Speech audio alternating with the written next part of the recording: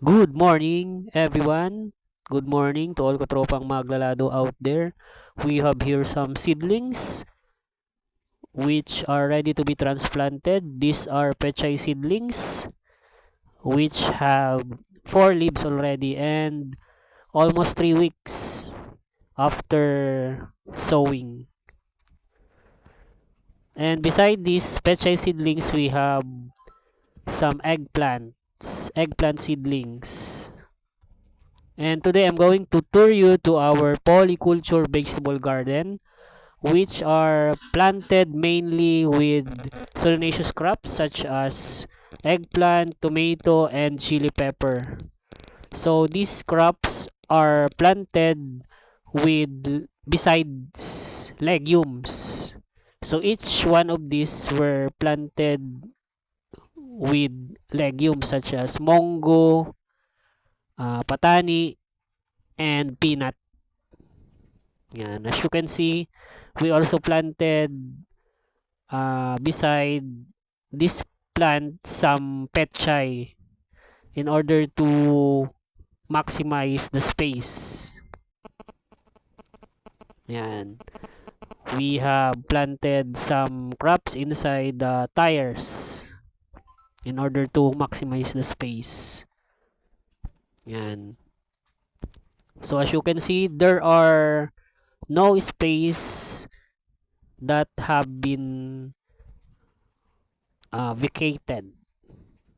And then we also have some tomato which are planted beside the mango tree, and we also utilize the row planting method. So for this row we planted some tomatoes, and between these tomato plants we planted some mongo. And here we have chili pepper which is already bearing fruits and flowers. And this chili pepper and uh, eggplant eggplants are planted in containers. Yan.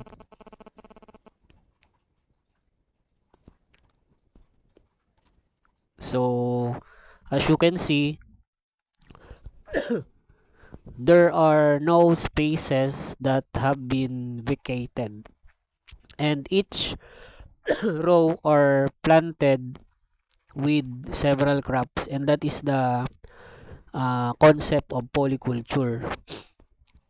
So there will be no spaces that will be uh, remain that is not planted with crops. So in between these tomatoes, it is planted with petchay seedlings, directly planted with petchay seedlings. And as you can see, in between these rows, there are dried leaves which are being placed that will serve as mulch, and later on it will serve as organic fertilizer for the plants. And as you can see, there are some weeds present inside the school garden. And here we have some what you call this, these are patani